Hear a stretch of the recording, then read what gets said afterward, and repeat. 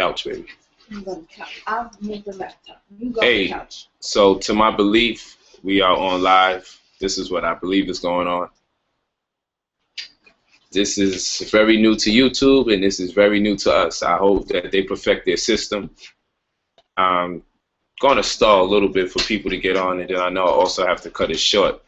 I had some free time today, so I intended to really speak and expound on some things that I feel is very necessary. I see we got people coming in, so that's good. I believe we got people coming in.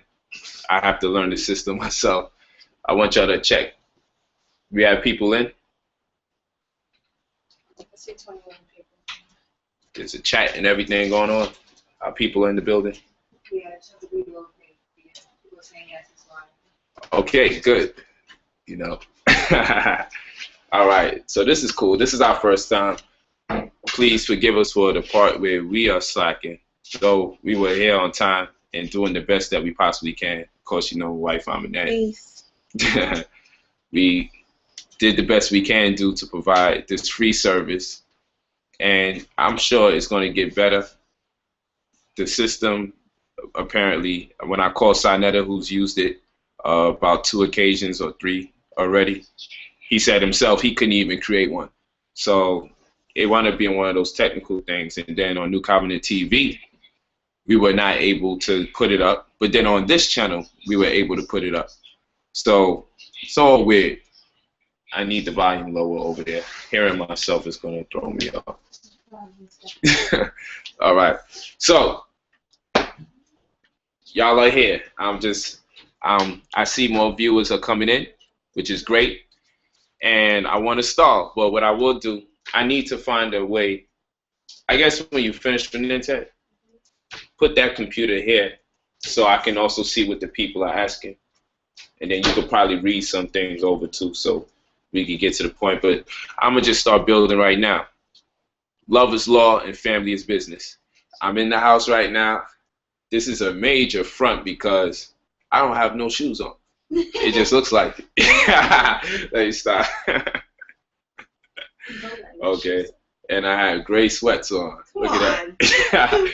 This is TV for real. Because if I do this by accident, you're going to know I got gray sweats on. Because I'm in the house. But just playing around, just having fun. Good. The views are going up. This is great. Don't forget to call Brother Sa and let him know that we up and running. And I want to do a lot of communicating with the community this year online. Definitely. I definitely want to communicate with the people more. So that's why you see the erection of a new YouTube channel, a new Facebook page, which I'm very active on. I have this thing called Facebook Fridays, which is where I'll dialogue with people more than I conventionally have been able to do.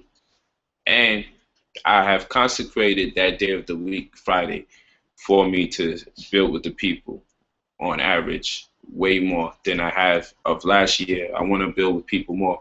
My daughter actually had me watch a show because I don't like TV. What's that? Someone said just let it will keep twice. And it says Ron Tesla. Yeah. I don't know if you up there, if that's you, Meta. Where you been at, man? I've been trying to holler at you. Oh. But I really appreciate y'all coming out this time of the night for the stream. I'm glad that y'all was patient enough to wait for this process to take place. I see the views are going up. This is cool. I lost hundreds of y'all, man. I'm so hurt. I hope y'all come in. I hope their emails and Facebooks go out because I want to really talk to y'all about family this evening. I had some free time today, and I said I want to talk to you about family. Let me do it this way. Let's show you some of the family at work. Thank you. Aminette's earrings are beautiful. I'm supposed to do a law class tonight, and Aminette's earrings are beautiful. Thank you. This is what goes on. This is part of Peacock Order. Come on. This is what goes on all the time, you know. I'm the head of a community, and I'm pulling over to pick up earrings for Aminette. I'm glad you like the earrings out there because rather than me get treated like a leader of a big and serious community, they send me to run errands to pick up earrings. and shoes for my events. When I'm supposed to be preparing PowerPoints, when I'm supposed to be doing big time debates, you would be surprised what they got me cooking, what they got me cleaning, and what they got me picking up in preparation for my debates. And most of the items have very little to do with the debate itself. That's true. But let's give you a little look around. Let's Got give, it? Can we do it? let's give you a look. Or Yeah. ask if you could tweet this link. Can I tweak the link? Yeah. Oh, let me show you how it works up in here. Let's take a walk. Okay. I'll just give I you. can hold it and you do Cool. this. I'm gonna give you a mild tour. I'm actually looking at a different computer to see how this is coming out. Look. I know I can't move it around much because I think the stream will pick it up slow. I don't know. I'm just learning this streaming service. This is our lovely couch. Oh my God. And when visitors come over, we can pull it out and it becomes a bed. But this is like my dormitory. Okay, this is where I'm gonna show you. Follow me. I found it. This is my baby girl, Matt. I just got her a Vita. She stepped it up. You know, these things play movies and everything. They're so spoiled. This is my little dormitory because when I got to do work, I need a little spot where I could just do me, and then I could fall asleep if I have to sleep, and I could get back and do my work. I move some things around a little bit, so you won't see how my working mind functions, because my working mind it'll have everything everywhere, you know. But here you'll see. Let's show them your workstation. This is definitely my workstation. You should have had it up. I have my projector here because I like to play my game off this wall. So I like it huge. When I'm playing video games, I like the game to be seen huge, humongous. I like the NBA players to look life-size. So I got my Xbox and everything. I disconnected it so I could front like this is just completely my workspace. But when my wives catch me in this particular house, sometimes I'm not exactly writing books. I'm playing 2K14. I'm playing Call of Duty Ghosts. Because this is what I do to get back. So that's my Xbox One. I love it dearly. Okay? And then when I'm upset, this room right here, this room is great. This is the sauna. This is the built-in sauna. Okay? This is the built-in sauna. So I come in here after hard work or reading negativity online or just dealing with negative people or just being around so many different people, so many different energies. I come in here and I sweat it out, sweat out the toxins. Built-in sauna right in the You house. should have put it on. Yeah, I should put it on. I was going to actually do this live stream in the sauna and the towel, No, get out. but my wife said don't do that. Come on. She said, don't do that. And here's my beautiful family working to make y'all more informed and aware of what we're doing.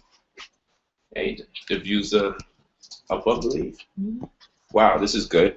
So I'm going to start building. But this is just like a little section for me to do my work.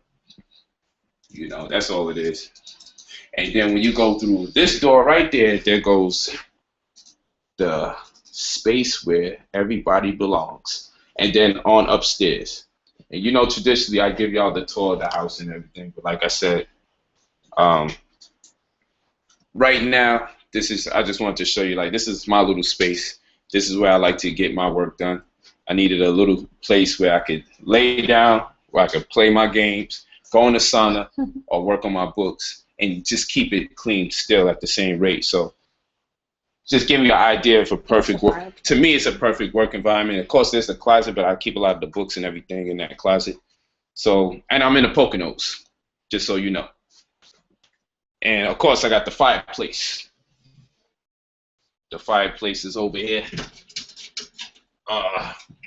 See if I could open it for you. I don't know if the light is hitting it good, but you'll get the idea. You know, fireplace right here. This is cool. When you're a writer, such as myself, a fireplace does wonders for your creativity for whatever reason. It might be movies.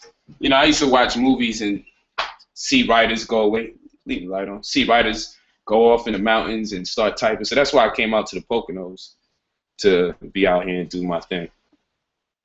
You know, so that's what's going on there. But like I said, the rest of the family's in a whole nother section, way larger than this. This is my little cozy section for me to do my work. I enjoy my space. I enjoy my time. So I need you to hook this thing back up. Okay. Okay, and we could get right to work. Is that a good angle? No.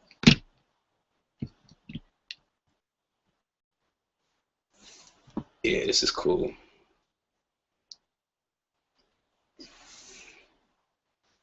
So it's that Meta said he need a tweet? He wanted to know if you could tweet it, the link. Yeah, go right ahead. Yeah, tell him tweet the link. I've been told. And shout out to Meta World Peace for propagating and pushing this knowledge in the mainstream as well. Now, and my reception is horrible, so Meta, if you, obviously you can hear me, what I'm talking about.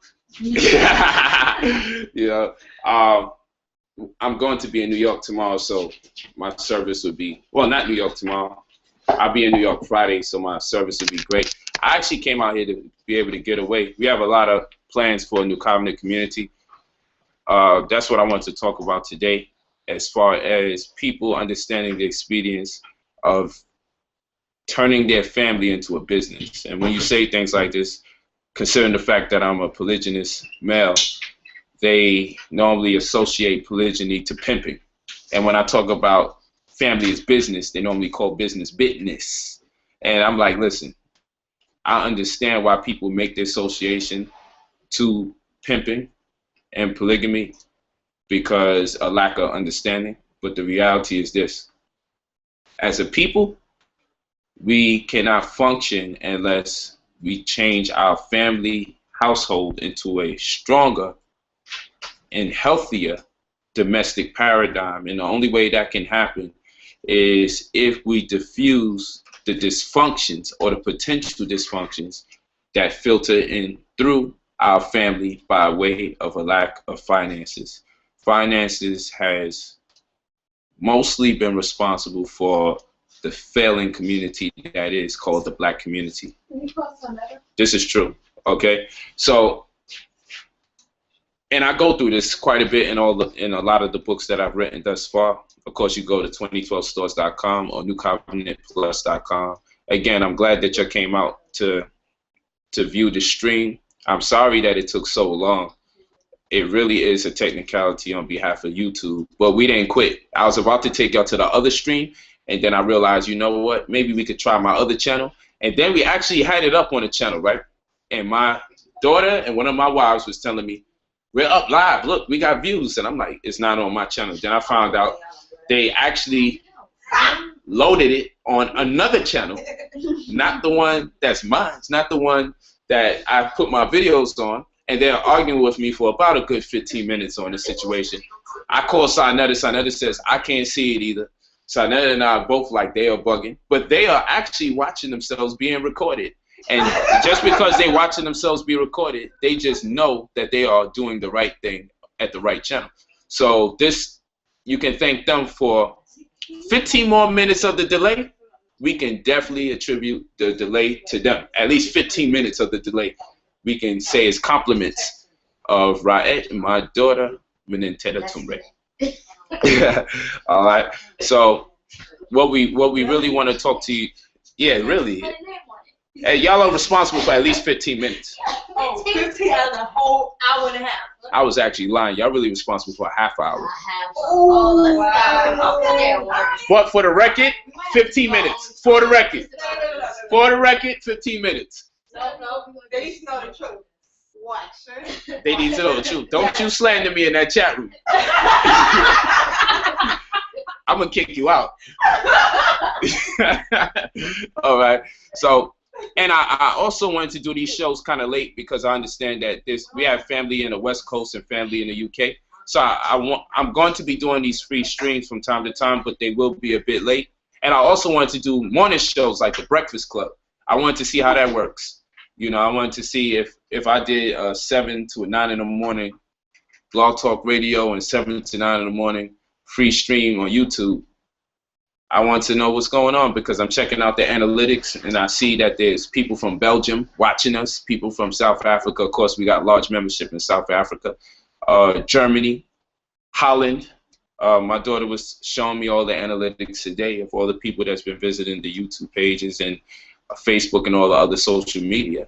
And she was just so amazed at the fact that people from all over the world are keeping in tune, attuning themselves with what New Covenant has to offer, that it suffices to say that we have to explore and broaden our horizons as far as how we communicate this year. We don't want this movement to be limited to Eastern time.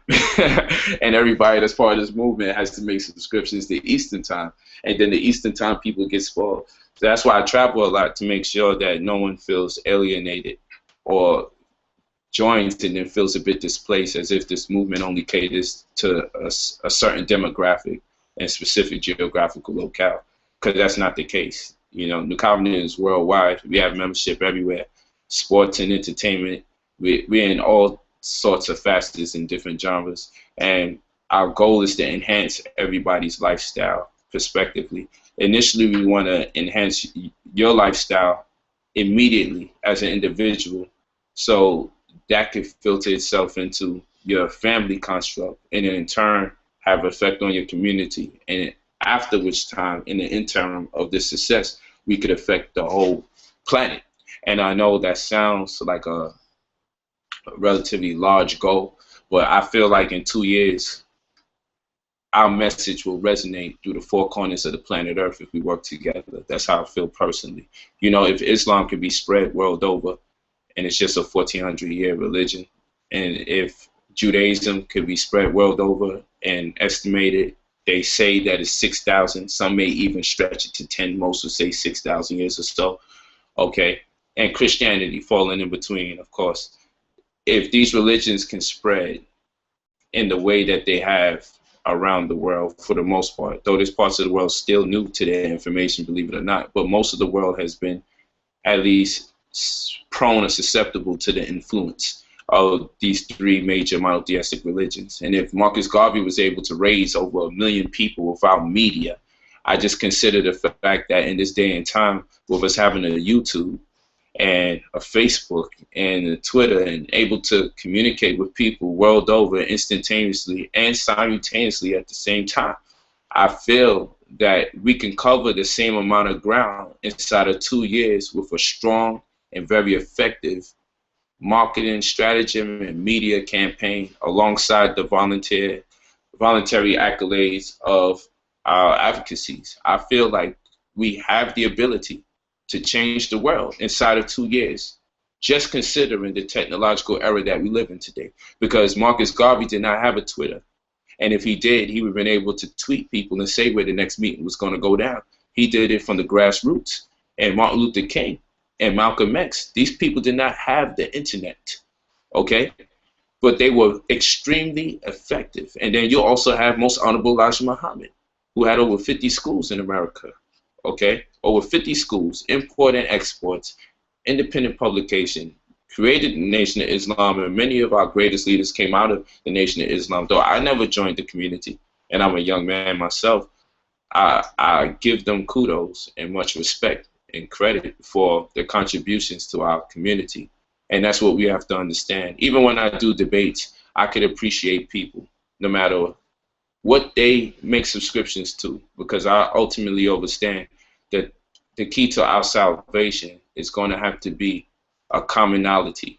That's what it's going to be rooted in, or communion, or common union. And unfortunately, it is going to take for some people to be beat down to their worst state before they realize they're going to have to work with people who don't pray as they do or believe as they do. But for those who confide in the same ideology, as far as New Covenant is concerned, then you can rest assured that we embrace everybody for the most part. We embrace everybody. I mean, we hope you ain't drinking blood. You know, we hope there's a lot of things that's not actually going on with you, you know, needless to speak on all those things. But idealistically and ultimately, we understand that the human race is being exploited because of the arguments that the controversies have put in to our community. So we don't want to be exploited like that no more. We don't want our differences to be used as a catalyst to destroy our community. Okay? We do want to hash these ideas out. We do want to put them on the record to say I agree and I disagree. Well, ultimately, what we have to address is our political legal disposition, and this is why we created the status correction. Okay? And the whole family should have a status correction. And the reason why status correction is so important because it addresses three major things in particular, and that is the political legal disposition, that is your unlimited commercial capacity, and that is your genetic reference as it relates to nationality. These are three things in particular that are very important. It is highly imperative that these three things be addressed in this specific day and time that we live in. All right? Your political legal disposition alludes to any of which circumstance you may find yourself incarcerated or imprisoned. Your unlimited commercial capacity creates a form of social registry to which you'll be able to purchase properties for cheaper and invest in other assets for cheaper or be put into more lucrative scenarios, unlike into that of the convention of the average brother or sister who obtains assets but fails to properly securitize their instruments that within the confines of those instruments identify those particular assets. You don't want to find yourself in that kind of position, okay? So you want to be able to protect your assets and gain the highest yield from those assets, okay? And you want to be able to purchase things for prices that contrast to what most people pay for it. You know, like you have wholesale and you have retail. With a correction in status and the cooperation of a group of people confiding in the same ideology, you will find that things are a whole lot cheaper for the individual when the individuals get together as a collective to do business. This is true. It's not that every other race has it easier than our race. They have created situations to make it easier for them as opposed to the likes of those who are not working in unity or amongst each other, okay? So, yes, there is an effort to keep our people down and oppressed by other races. This is true. Aside from that reality, the reality is this. Aside from that, our group economics would create situations and circumstances to which in life will become easier commercially, socially, politically, and educationally. This is true. So, that being the case, I wanted to open up these set series of live streams that I'm going to be doing revolving around the family paradigm and how to make our families' lives stronger, okay? This is what this is about. I'm going to be doing PowerPoint presentations for free, because I really want to get inside of your household and I want the information to be shared. And the reason why I'm qualified to teach this level of the information is because I have ran a successful business / family for at least 8 years, going on 9, with all of my wives and children involved. Okay? My first wife, of course, will be going on 16 years this March 9th, coming up this year. It'll be 16 years I've been with her. Okay? And she's running into, she like to give a shout out on her nigga shit. Stop. But for 16 years we have been together, and it takes a certain mentality for a woman such as herself to even embrace this kind of construct or structure. And we did not have this stream to force polygyny on nobody.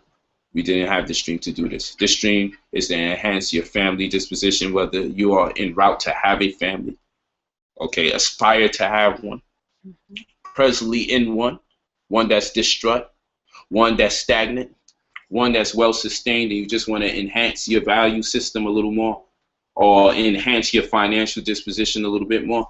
So these streams were not set up to take anything from you, but to give you what you already have, but maybe a bit dormant, or to help you realize you have that which you need accessible before you go looking for it. That's right.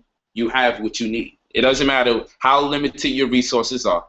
So long as you got this up here, you have exactly what you need, and that is the focal point for what we're talking about today. How to know what you're spending and what to spend it on, where to save, and what concept of saving is that? Huh? What concept of saving? What happened? What is the comment, man? Oh, thanks, family. My birthday was actually in October, but thank you. Blake's heart is beautiful. It's a beautiful. You just said that. I'm gonna give a shout out. Peace. Look how free. I don't know. Not your birthday. Well, go on, man. It's your birthday. Thanks for the comments, you guys. You know, I'm about to leave and just let Aminette do the rest of the show. She can do the rest of the show. She's wise too. She's wax wise with wisdom. You know, she taught me a whole lot during the course of these years. I'm about to go in the sauna and just sweat it out. No.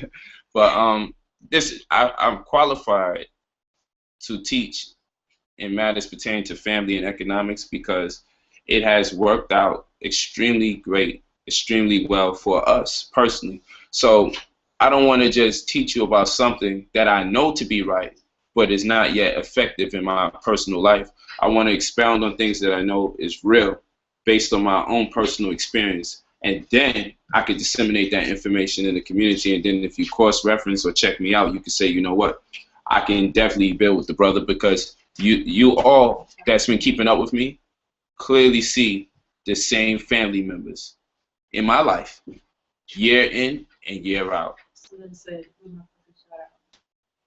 And Sarnetta asked for a mother effing shout out. This is a family stream, Sarnetta. It's a family stream. Okay, it's a family stream. Okay, you say freaking shout out on our channel. All right. Oh, the baby's doing great. She was born healthy and beautiful, and she caught a respiratory virus. All right, and that's probably because we were in New York in the blistering cold at one of those days. But she caught a respiratory virus. She almost lost her life, and I was extremely distracted at that particular time. And I just left Meta World Peace House that day in New York. And when I got home, I was working on a project that him and I was talking about. And when I got home, I found out we had to go to work on this baby because she was having problems breathing. And it was real tough. It was real tough. Oh. But right now, she is 100% well. And I thank y'all for y'all prayers. I thank y'all for the time and the energy that, let me stop. Raed would like to get a shout out for Let me do it. Aminette's here today. Yes. Go ahead. Big shout out to my sister Raed. Anki Touch did my hair. I got a new hairdo, so big shout out. I appreciate it. Her sister wife. That's right. The wives do each other's hair. So Sister Raed did Aminette's hair. Come on, let's Raed. Go ahead, Raed. Wait, I got it. You gotta just you post. Raed, get out of Man, here. what are you doing with your mohawk? There we go. Wait, this way. Yeah, there goes my beautiful baby Matt. She's sporting the mohawk. Turn to Sama. She loved the mohawk. Ah! Yeah, so African hair. That's what we're doing.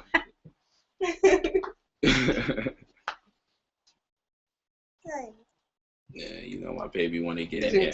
All right. She always takes people's seat every time they get up. Every time. If you anywhere on planet Earth and there's a chair, when you get up, she's gonna be right in there. That's what she do. Is it good? Why? We have no idea. This is cool. Do your hairdresser need to be? Yeah, this is good. That's bad. All right, that's good. That's my baby. I love her. Say hi. Hi. And this is the baby who hasn't eaten food for 3 whole years straight when she was born. She ate no food for 3 whole years straight. She was breastfed for 3 years. No meat, no nothing. She's a beautiful young lady. She speaks 4 languages. And English is the hardest language for this girl. Sonetta, you my man. I love you. I want to say thank you. We argue all the time. A lot of people may not realize what really takes place off the camera. We have a very weird friendship, a very weird relationship. Someone asked, how did you handle the stigma? You take it to the hospital. Oh yeah, our baby. They want to know how did the baby girl make it through. We had to send her to the hospital to use the technology to find out what was going on. So I wanted an X-ray to find out what was going on. We found out her lower left lung was filled with mucus. Okay, and a status correction. There we go, because we had to make sure that our paperwork is intact. So these people, because my daughter is not vaccinated, just like my daughter is not vaccinated. So our newborn, we did not want to be subject to none of those hospital games. So it's great that I had my paperwork and everything. And it actually works, because we wanted to make sure that our baby didn't take in nothing that she didn't need. But we did use their technology. So I'm not going to lie in front to y'all on here, on this stream, because people will still front. No, we sent the baby to the hospital to use their technology to find out what exactly was wrong. We got insight from what the doctors would say as well. You know, because you don't want your pride to get in the way and you mess around and lose your child. It's just like I tell people who learn this sovereignty information, don't drive and get pulled over by no cop and think that this cop has went to some special law school to be prepared for people that are very knowledgeable, such as yourselves, that study in law outside of their school system. Never let your ego compromise the integrity or momentum of your life. There's a time and a place to put that fight or put people to task. Okay, so when your life is at stake and you got family, you got children, anybody that's telling you to do otherwise, because people give me flack all the time. No, I give it to those police. We teach, give it to them and serve them this paper and lower the window just a little bit and stick your ID out. I'm like, listen, man, anybody teaching you to behave like that obviously doesn't have a family or children or doesn't care too much about your disposition, because I would never instruct you to behave in that manner. You could sue them afterwards. There's a number of different things that you can do. But to put it all on the line for an agent of the state, an unverified complaint is what he's going to give you in the form of a commercial presentment. All of that is an administrative task that you may take on after the fact. As far as I'm concerned, if or when I get pulled over, I just take heed. I have my hands on the wheel. I turn the lights on before they're ready. And I do have my own ID. This is true. Nonetheless, it is what it is. And New Covenant, January 26th, y'all will be taking y'all pictures to get ready to get your ID cards as well. And we'll teach you how to use your ID cards. Please don't do nothing fanatical with it. Don't go on no banks and tell them they owe you $1 billion from the Treasury with the ID card. Don't do nothing crazy. I know we don't have members like that, but there will be other people's members that come into our community that will try to manipulate what we have to offer. And some people do it because by virtue of their own ignorance and the fanaticism that they've been taught. And then others will do it because they are planted in communities that have a lot of momentum to destroy the momentum by creating people that do the wrong thing all the time. But we have a system in place to limit those kind of people coming through the threshold of our community. So likewise, I told you earlier, status correction entails the political, legal disposition, the unlimited commercial capacity, and also the genetic reference as it relates to nationality. These are all things that you have to take into consideration. The way your status correction is built, it establishes who and what you are based on nationality. Most people join communities, and what they do on the community, they figure if I sign up and I become part of you, now that's my nationality. You ain't been doing no research your whole life. You just got conscious probably 6-7 months ago. And now that you like what these people are saying, suddenly you're a Hebrew Israelite. Or suddenly, because you like what these people are saying, suddenly you're a Moor. Okay, and now you're going back to Morocco, and now you're talking about when they made an exodus and they came over here to America, y'all signed a treaty with the United States. But how do you just claim something like that? I don't know. People do this all the time. And I'm not knocking any of those communities. You do what you do. You make up whatever story that you wish, and you identify with it. That's your right. It's not my right to attack you because you have chosen an identity, because you have the right to choose your nationality according to you know, the 15th provision, okay, in the Universal Declaration of Human Rights, Article 1 and Article 2. You know, it lets you know that you have the right to nationality, you have the right to change the nationality. But what I would suggest is that your argument be substantial, not something that is too vague or incoherent. So what we do in New Covenant, we take DNA tests, and we understand that the laws that rule this land are laws that's rooted in admiralty. Admiralty are the laws that govern the seas. We understand that blood is thicker than water. The law that governs the seas would be likened to the law that America uses to rule over its people. It's all based on admiralty, the laws that the Navy follows. This is true. Down to the birth certificate extended, when they have your name put in all caps and entered into a CESTIQUE trust, CESTIQUE, CESTIQUE trust. They put your name in all caps and put it into CESTIQUE trust straight from the hospital. It gets transferred over to the Department of Commerce, which shows you that the hospital is a federal institution, and they transfer the name over. Okay, they transfer your name over in all caps into what's called a CESTIQUE trust. Okay, where you become a beneficiary while simultaneously a trustee, a manager of the same account. But the point in the matter is that the birth certificate is none other than a certificate of manifesto. It just alludes to how much the product is going to be worth at the birth. The birth is when the ship stops and breaks into the water. That's BERTH. Or the birth is when the water mother's breaks. The mother's waters break. Okay, so that's BIRTH. And the certificate of manifesto or the manifestation is just to say, these goods will yield you this much money in this time. And your birth certificate stipulates the same thing. It's a bonded promissory note that has the CUSIP on it. And the CUSIP stands for Committee on Uniform Securities Identification Procedure. Okay? And the key word is security. The key word is security. And the security is what? Okay, a paper certificate that attests to ownership and equity, as in the case of a stock, or ownership of a bond, as in the case of a debt obligation, which has tradable derivatives, meaning it can be sold on the stock market. I keep all this information up here. So, because there's many doubters out there, so I like to give them information verbatim, word for word. So when they look it up, they see that I'm telling them the truth. So then when they say he's lying or he's making things up, I know who's really telling the stories, because I'm actually giving you information verbatim, to the point if you wrote it down and you type these words in, you will actually see where it's all coming from. You could say, man, I can verify what this brother is talking about. Well, these are the laws that govern the seas, and that was just one example of it, because I don't want to digress. Now, those are the laws that govern the seas. And now the blood in law, they have this thing called agnation or cagnation.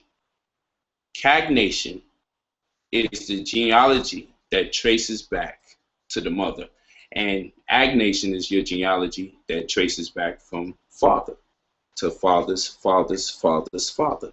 And when we study mitochondrial DNA, this is very important. You'll find that when the sperm or spermatozoa hits the ovum, or the ovate cell, I should say, that big bang that takes place, the mitochondria is extrapolated or extracted out of the male's biological byproduct.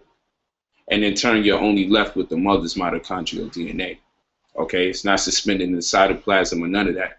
And they've done a test where they put 147 women's placentas inside of a centrifuge, only to find that there was one common ancestor.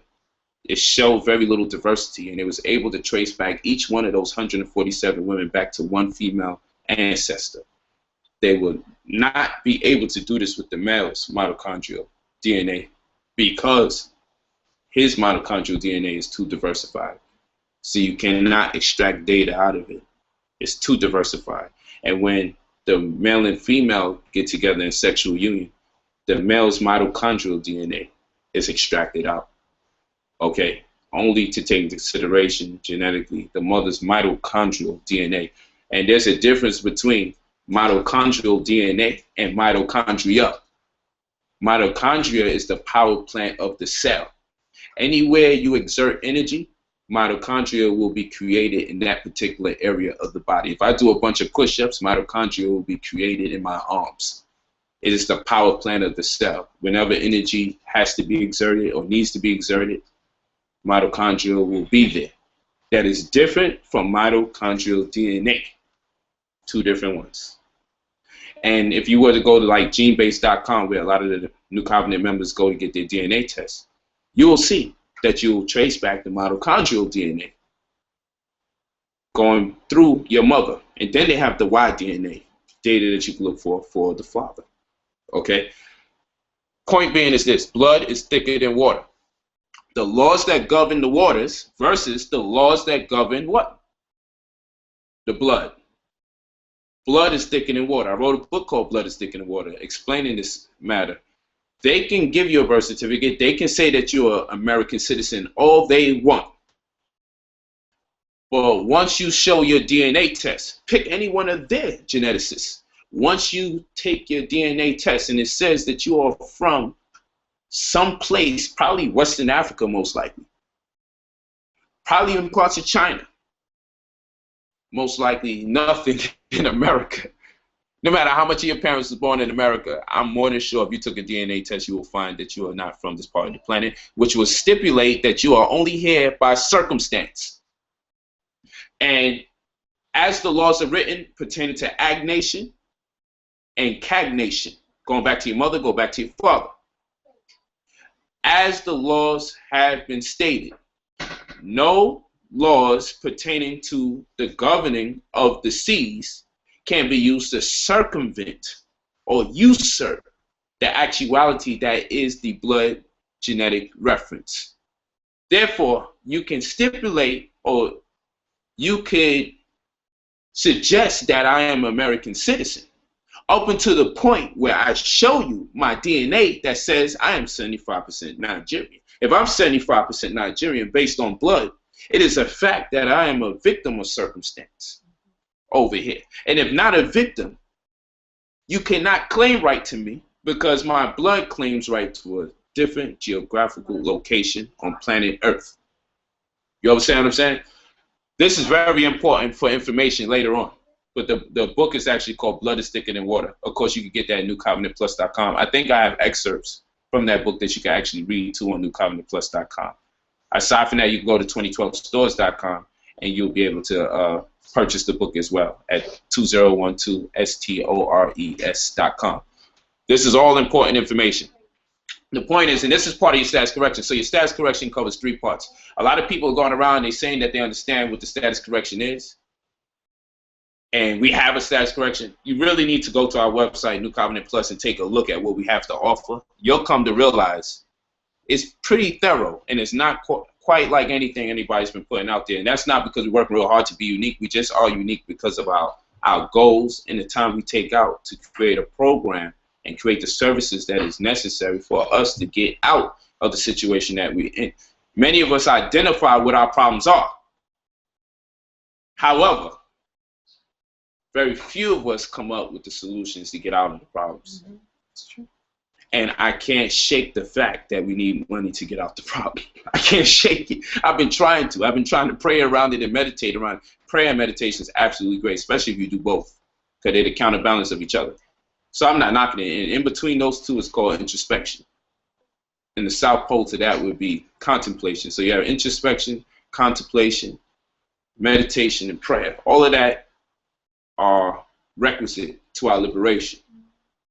But stop trying to think that in this capitalist construct, money is not going to play an integral role as relates to us freeing ourselves. It's just not true. Don't think that. It's not true. We can't get around it. And anybody's been trying to get you to get around it, look what they've managed to create for our community thus far. You understand what I'm saying? Look what they've created for us thus far, trying to get around it. All right, so we're not going to argue to deaf ears anymore. I'm glad to see the views keep going up. That's great. Mm-hmm. Makes me happy. We put on a late show, spontaneously, unexpected, and y'all are here, so I'm real happy about that. You know, this is powerful, and this is why I'm telling you, we can make a change inside of 2 years.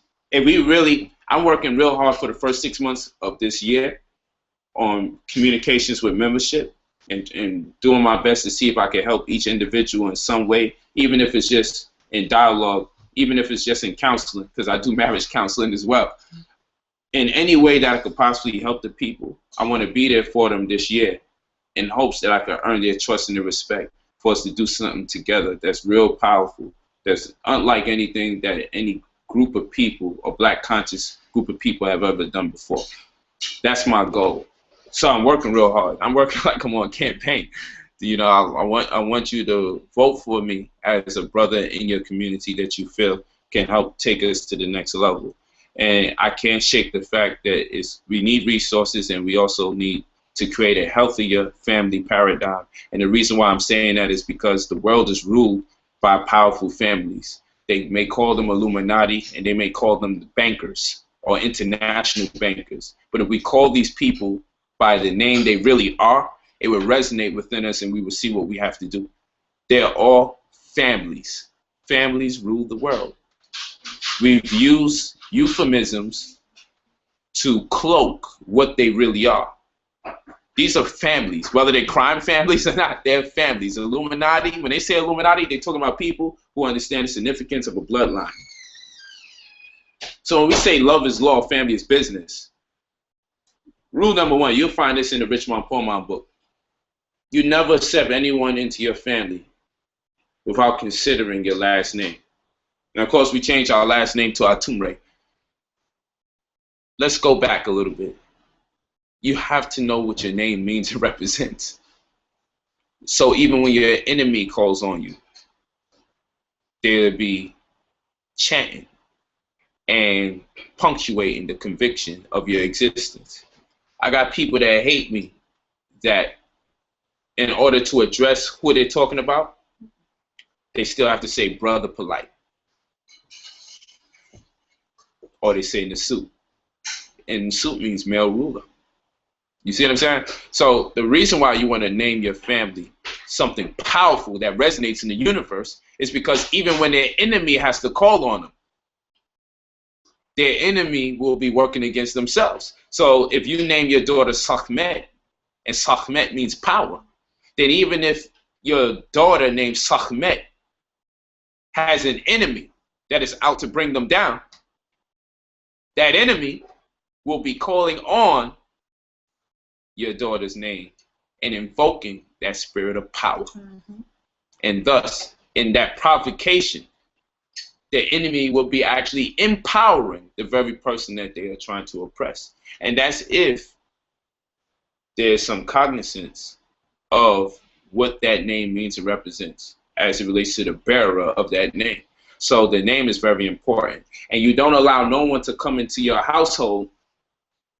You don't allow no one to come into your household without first understanding their last name. And that's not just based on etymology. That's based on what precedence or what role that family has played in the community. This is just a preliminary class. This is just an opening for how to create a healthier family paradigm and to set the structure up of the family like a business. This is what this is about. We are not going to be successful unless we create stronger family precepts. We're not going to be successful as family until we understand that the family is a business, and that's why the corporation is a cooperation. Mm-hmm. You understand what I'm saying? The corporation is a cooperation. All right? That's family. There's not a term in law that you're going to find that you cannot associate to the going-ons of what transpires in the household. I'm going to give you an example. Let's do it like this. In every relationship, you want trust, you want love, you want appreciation, you want consideration, you want a sense of security, you want bonding, you want sharing. In law or in business, the trust represents the instrument or the document that identifies the parties involved as it relates to who owes the other one in the form of a debt obligation. That'd be there. Because your trust, especially in New Covenant, your trust would be associated to your status correction. And your status correction would identify who the debtor and the creditor is. Okay? And if there is collateral and there's a debt obligation, that debt obligation represents a bond. And as a couple, y'all should do business together.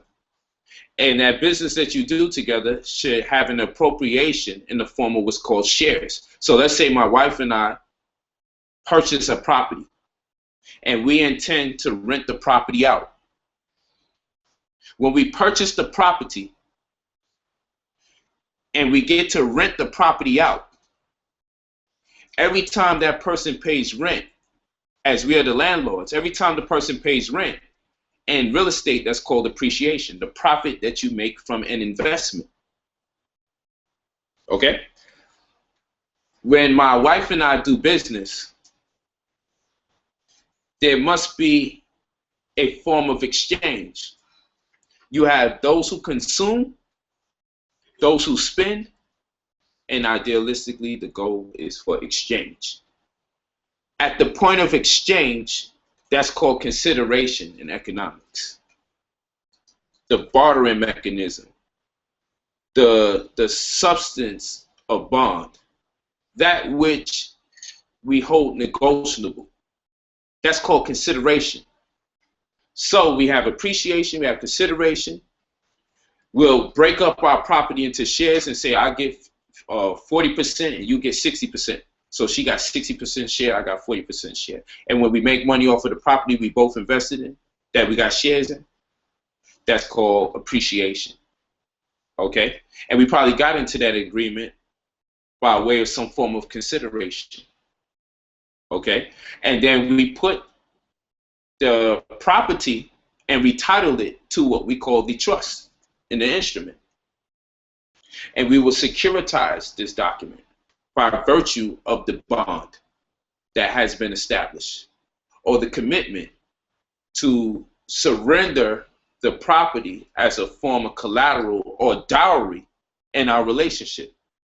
So we have bonding, sharing, trust, appreciation, consideration.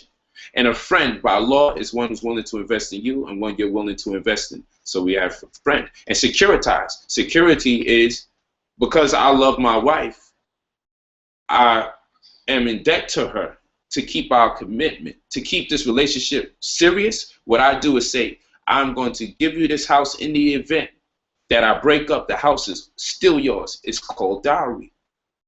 But when we put that information into proper context via UCC1 financing statement, and we identify who the creditor is and we identify who the debtor is, as a man, I will suggest the debt obligation be on my behalf, and the creditor thus is given birth to by way of the debtor. So I will give birth to my wife in this particular case, as I be willing to be forthcoming with a debt obligation in the form of real estate to say that you will get to keep this property in the event I do not fulfill my commitments, specifically said and stated in the financing statement as a man. But these commitments will be in a business context. All right? We will not wait until we break up to start saying who owes who money. In New Covenant, what we teach is when you decide to get serious in a relationship, we put a financing statement together and all the stipulations thereof. We establish what the collateral is or what the dowry would be, and all my commitments financially as a man, even if it's 10% of my check or 5% of my check, whether it goes to her directly or to my children. We do all of this ourselves first. Why? Because this is a legally binding agreement. And because it's a legally binding agreement, guess what's going to happen? No third party can sever the bond that we establish amongst each other. You see, a lot of people go into the contracts when they break up. If you go into the contracts previous to breaking up, then no third party could come in and create instances or circumstances called child support and further dismantle the black family. We have to go into contract with each other as men and women. And it scares people because I've met women. I said, "Oh no, we got to do a contract." She's like, "Contract? Yeah, let's put it on the record. I want to obligate myself financially as a man. I want to make it clear what I'm willing to give up to you because I take you serious, but I also need you to place your commitments to me as well." Fair enough.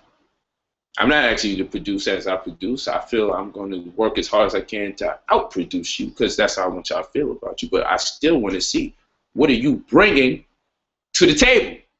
Now, this will bring me back to the other conversation. But first, let's go. We got love. One is willing to invest in you and one you're willing to invest in. Appreciation, consideration, trust, security, a sense of security. These are all words that you look for in a relationship. Bonding and sharing. Think about it. Bonding, sharing, love, friend. Okay? But love is law, literally. Love is law. And friend is one who's willing to invest in you, one you're willing to invest in. So you got love, you got friend, you got bonding, you got sharing, you got appreciation, you got consideration, you got security, you got trust. So these are 8 words I just put up there that you knew on a common level. Yet they are all used for the business infrastructure. So there's a duality to the very words that resonate in us emotionally. Mm-hmm. And if we learn how to use this construct, we use this as our template to say, does my household have security? Does my wife have a sense of security? Does she have the bond or debt obligation? Is she aware of my commitment for the record? So when we break up, if we break up, we don't have to hear that trash talking like we do to each other. Oh man, you ain't been doing nothing my whole life. Oh my God. And it's like, yo, hold on. You was with me for how much years? And now suddenly I ain't do nothing? Really? And you stayed around that whole time? What was you thinking? So these kind of conversations destroy the Black community. And who it affects the most are the people that will be in the future Black community, the children. We'll be long gone and dead, and our children will be the benefactors of shit. And we want to avoid that. We want to avoid that. We're live on Facebook. That's hot. I have posted on my Facebook too. Technology is off the chain. We are like live on Facebook. Look what we doing, man. This is so fly. This is nice. I see a phone symbol here. That's hot too. I'm pretty sure we could use it one day. We're gonna learn this. So as if you want to make a call in the middle of the stream. Yeah, because I would like to take people's questions and answers too. It's just that we started the stream so late. I just wanted to give people an overview of what we will be sharing. I want people to have an overview of what we'll be sharing in these live streams because we're gonna go in hard and it's gonna be PowerPoint presentations. And if you're willing to stay up, I'm willing to stay up because I actually love to share this information because at some point or the other, my children are going to interface with your children. So we should all wish the most success and prosperity for each other because our children will have to interface with each other at one point or the other. And we should, idealistically, we all should be looking for all of us to come up because there is no come up with just a few of us coming up. So when I tell you about family, these are the ideas that we have to share amongst each other and how to effectively put them forth. Furthermore, I've talked about the last name. The last name is very important because when a person comes into your family, you want to know what has their family contributed to the community. Take your family name and consider it as business. And if you consider family business, you would never accept anybody with a weak name and just ambitions into your family. The work got to be put in first. And I tell my children this all the time. And I'm strict, but I show a lot of love and I'm flexible as well. And what I mean by that is this. I support my children no matter what they do. No matter who they become, no matter what they are, I will always support them. But that doesn't mean that I'm going to hold your hand. And so it sounds like double talk. It was interesting. There was a show on what they call it, haves and have-nots. Yes, the have. And my sister went in on her son for being a homosexual. She went hard. Yeah. She went hard. And I said, man, I don't even know if I could do that. However, what I would say is this. I don't blame her for her conviction, because she was coming from a business perspective / family. And she called them selfish for being homosexual. And I seen eyebrows turn up. Like, what kind of statement was that? But I understood what that meant and represented. And not to go into this for a long period of time. And I know y'all out there watching this type of shit. Because when I saw it, I said, man, y'all, I'm not going to be watching this because y'all going to have me staying tuned to this every week. So I'm going to fall back. But that scene did catch me. Because I'm like, yo. Because if I could get my video game time, then they like, we got to be able to get our little BET time. I'm like, y'all conscious. Why y'all watching this shit? They're like, you got to give us at least 2 shows. And this is one of the 2 shows they got to watch. The haves and the have-nots. Now, I don't, Tyler Perry, you be wilding to freak out. He ain't got nothing good to say about black people. And then he team up with Oprah. I still ain't forgive her for that precious joint. So now you got the people who wrote the worst stories you ever can find in the black community teaming up together to create this show. I already knew it was going to go down. One episode I saw inside of 15 minutes. Black man gay as hell. I was like, you see, I can't deal with this type of shit. But anyway, you know, I have to be fair. They watch what they watch, you know. But I did give it a chance. And I like the way the sister went in, though. I felt she went very hard.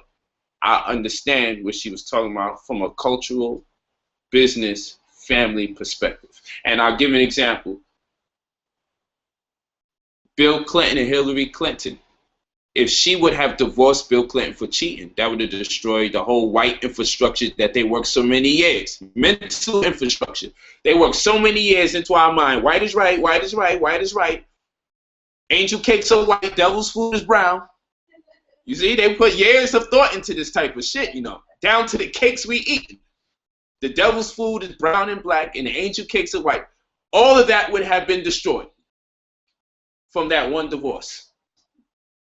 I swear to you, they would have put a bullet in Hillary Clinton's head if she would have tried to divorce Bill Clinton, because they're not about to allow us to lose faith in the white family and white is right ideology.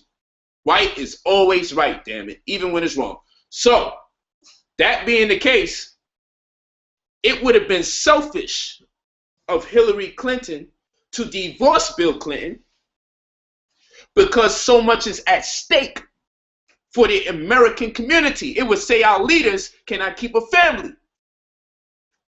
For those of you that's into America and patriotism, this is what I'm telling you. So when she made the comment, it's selfish, only a few people can understand what that meant and represented. So just as you have people there saying, how the hell can someone call someone's sexuality selfish? But she went on to talk about the business and the family, and we're known, and this is what we do. And I understood what she meant. I understood what she meant when she said selfish. As some eyebrows went up, like, how the hell can you say, out of all words, selfish?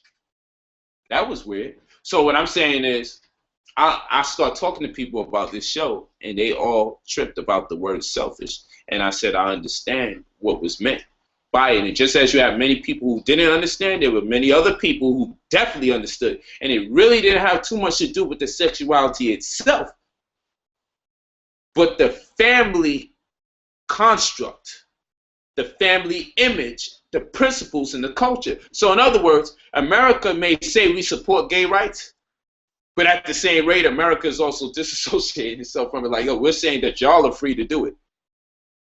But, you know, we still bringing in male and female couples in this White House. You see what I'm saying?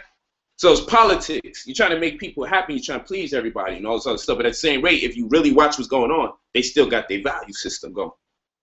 So they couldn't have a divorce in the White House. You see what I'm saying? Because then you're not too many steps far from going on Maury, find out who's the father, and one of them is the president of the United States of America. It starts, that'd be the trickling down effect. So we can't have that. So what I'm saying is, we have to start treating our family structure this way. We have to be in a state of mind where we say it would be selfish to break up. I even said it to my wives before, and it's funny as hell. Every time I say it, I say, man, that's the word I'm using now. It would be selfish for you to break up with me right now. Just selfish. And I know that just sounds crazy, right?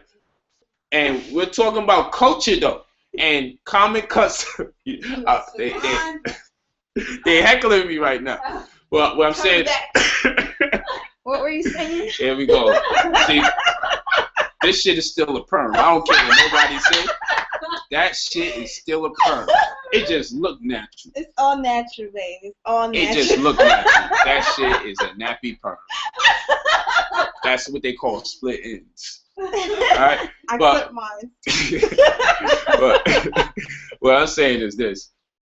It would be selfish if you are in a nation-building state of mind. To me, I feel it's our responsibility to stay together once we've accepted our role in the conscious community as leadership, as a strong family. If we've worked to become a reference point for people to say, that works, whether it's doing business with your wife, whether it's polygyny, whether it's the economic incentive in general, whether it's eating healthy food and making sure the whole family's eating this healthy food, whether it's having natural hairstyles, okay? If my wives were to fall off and, oh, we perm now, that's what we do, but we've been conscious.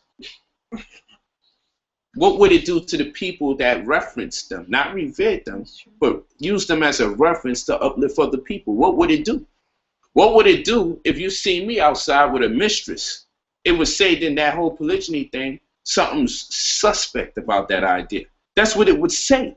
So even I have a responsibility beyond the convention of the regular man.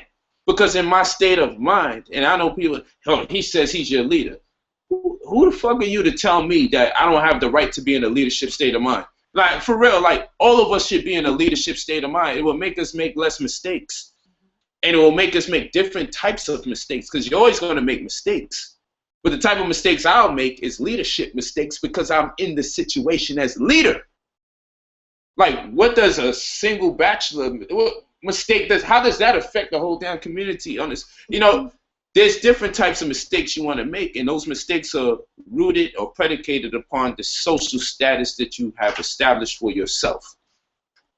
What would it say for the conscious community if someone that people appreciated their scholarship or appreciated their contributions, we would just turn around and just start smoking crack? What would it say? Then it would say, then the people that you look at, you say, man, you know, but your boy smoked crack though. And then it'd be like, yeah, you're right. Oh, fuck it, man, so start smoking too. You see, this is what some people would do. Others would just say, man, that's why I don't believe in nobody. And there is a concerted effort out there to make sure that leadership is destroyed on all levels, that people are paranoid and skeptical of leadership. There's a concerted effort to make you second guess anybody that's trying to contribute to the community. They won't give good advice to make you better. They'll just criticize you in hopes that you get torn down to the point you can't take it no more, you just stop teaching. So I'm not as arrogant as I may come off from time to time. I do, and I speak in ways because I gotta have tough skin, because I have people constantly trying to tear me down in so many different ways. Every opportunity they get, it don't matter what the message is, they're always trying to tear me down. So I've created a mechanism to keep tough skin. It's that? No. As soon as you go to your page, there it is. Oh, okay. And then you can click it. Oh, it probably took a while. I'll be back from intermission. So, and also, let me just put this word in. As far as the debate is concerned, some people say, yo, Polite, you know, you just, what was you doing at the debate? I mean, you kicked a lot of knowledge, but what was the other stuff? The other stuff is called fun. That's what the other stuff is called. Like, people want you to teach and be angry. Yeah. They want you to just curse and yell and scream. Yeah, ISUPK was like, yo, I don't really give an F. You know, we here, I'm going to teach, I don't give an F. Move your children out of here because I don't give an F. You know what I'm saying? I'm like, yo, you don't look happy to be here, man. And I had to tell him after the opening round, like, yo, maintain your poise. I'm getting under your skin. Come on, you're older than me. Cut it out. Have fun, bro. It's fun. I'm having a good time here. I was never conscious. Now I'm conscious. Ain't nobody going to take that from me. No matter what debate I do, I'm always going to be happy. Even when I'm going in, I just get frustrated at the fact mentally, like, I'm just saying to myself, like, what part of this message don't y'all get? Like, that'd be the frustration.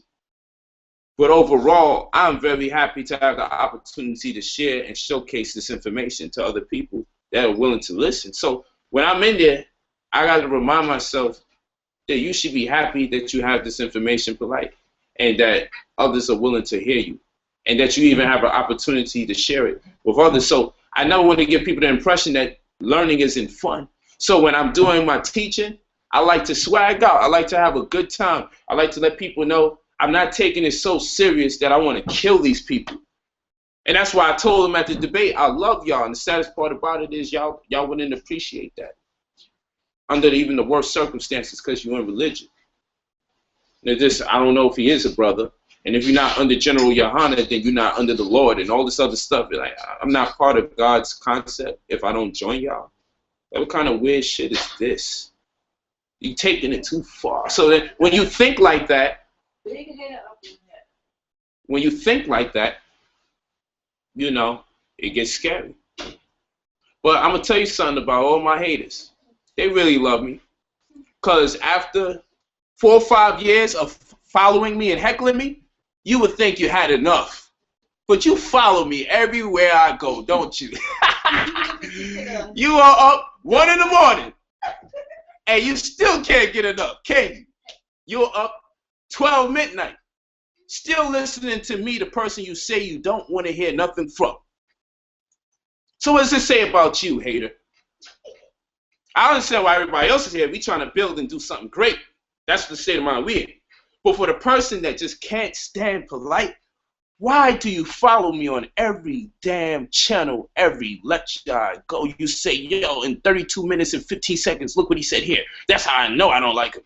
You waited the whole 32 minutes and 15 seconds to hear and listen to someone you don't like? So you love me, man. You in conflict. You want the information, you just don't know how to ask for it. So you put up arguments so you can get a response back, so you can be taught and no one to be the wiser that you really wanted to learn the whole time. I'm on to you. So haters could come in here too and learn. But sometimes quiet down, because real people are trying to learn sometimes. Don't be trying to write with the biggest letters and the biggest paragraphs over and over and over every time you see something positive. Take your time, hater. Take your time, man. Come up with more sophisticated hate. Because I like to let y'all stay. I still let y'all stay all the time. I don't like giving y'all the boot because I like people to see how every time we're trying to build a community, every time we're talking about family, every time we're talking about health, every time we're talking about economics, you guys find your way in to try to deter people's focus. So you're more than a hater. You're actually an agent. And you might not even be getting paid for this. And that's the sad part about this shit. You might be doing volunteer work for the feds. And that's a damn disgrace. At least get some pay. Don't be doing this shit for free, man. You know what I'm saying? Don't be doing that. They got plenty places that love to hire you to do what you do. You got people getting paid to do what you do, and they don't do it as good as you do it, hater. Come on, man. Get your weight up. Let's not be like that, because at the end of the day, it is clear what you're doing when you come out and hate, because there ain't a word that we said that was negative. There ain't nothing we said that's negative. But you still try to destroy the right image. So we go back to family and the last name. Last name. See your family as a business, and then think about the name that's about to come into your business. And I'll give an example. Would Donald Trump's family just accept any old body from off the street of any race to marry his children? Would the President of the United States allow some nigga named Killer or Matt Dog to marry one of Obama's children? Would Obama say, yo, we're going to allow a nigga named Matt Dog marry one of his daughters? Would America allow Obama to allow one of his daughters to marry somebody named Matt Dog? Of course not. Because with that last name comes prestige, and we start behaving like this, guess what's going to happen? If we behave like this, guess what's going to happen? We can start sifting through the maniacs of our community. We'll make people shape up. Because if we do contracts to get into relationships, when we say, I'm willing to take this relationship to the next level, so what I'm going to do is propose to you. In the form of this contract, in New Covenant, we call it the transposition lien methodology. It's a dual form of dowry or one-sided dowry. And it's a transposition lien methodology. Okay? And this is when we have a contract. We engage in contract to the woman that we take very serious, or vice versa. Once we start taking you real serious, we say, I want to be obligated to you. I take you so serious. I want to make this commitment on paper to you. And in regards if we separate or not, this is what you leave with. Because I love you so much, I want to see to it that even after our separation, you still can strive. You will not be economically trapped like most women are upon breaking up with their man. You understand what I'm saying? That's love. And love is law. And family is business. So, I think he went to a chat. Just see. It's okay. No one will see his comments unless we wish for it when the stream is done. Let him enjoy himself. What's his name? Return. I'm pretty sure it's a man. Yeah. Is it Return of the Brother? Yeah. Oh, yeah, he's common. He follows me everywhere I go. If it's not him, it's Dr. Tutan. And if it's not Dr. Tutan, it's RORR999. These are people that follow me everywhere. I actually know these guys. I feel like I know them. Return of the Brother. he went out his way to stay up tonight. You know how powerful I am? Where every channel I go to, if someone says something positive about Polite, this guy's name pops up. I believe he's actually paid to do what he's doing. I don't think he's doing it for free, because the effort he puts in round the clock against me is uncanny. And it's almost scary, because it feels like he's probably a violent homosexual. Yeah, it's scary. So, and I'm sorry. No, you notice how you said return, and I already knew the rest of the name, because it's just a handful of people that do this. But I'm really starting to think some people are hired to be agitators and to make sure that they take us from the momentum of thought that we're carrying on. So that's why he no longer exists. But let him have fun tonight, because I wanted the haters to come out tonight, because we're celebrating, because he was here for our first show. He's always here for our first everything. He's here for our first everything. I got loyal members who don't make as much events as this nigga. You know what I'm saying? Yo, we love you, man. You know, thanks for the support. So, the point that we're making is that you have to take your last name and look at your last name with. You gotta love him, man. You gotta love him. Keep him on there. He'll say more interesting things. Let's all laugh at him at the same time. You know, he's weird. You know what I'm saying? Probably sitting in his house in his sweaty drawers, just going crazy, man. Like, build your family, bro. Like, if you, I never talk to these guys, but since we got a live one, I'm gonna take the time out and I'm gonna ask you, what part of us talking about family got you going, man?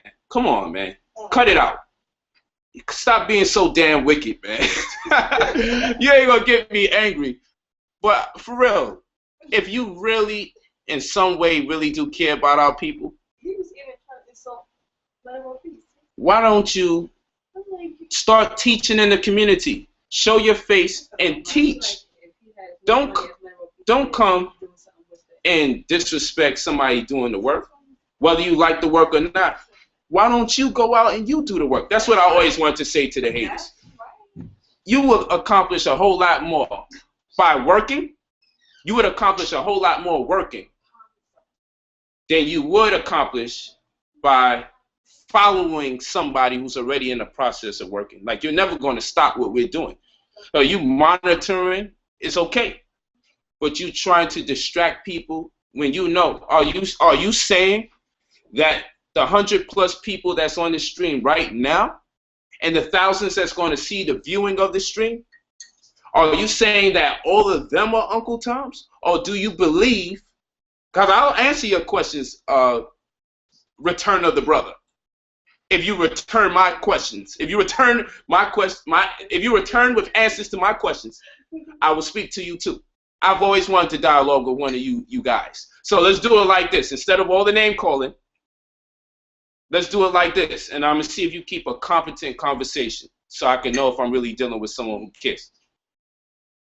Everyone's getting on him. Everybody.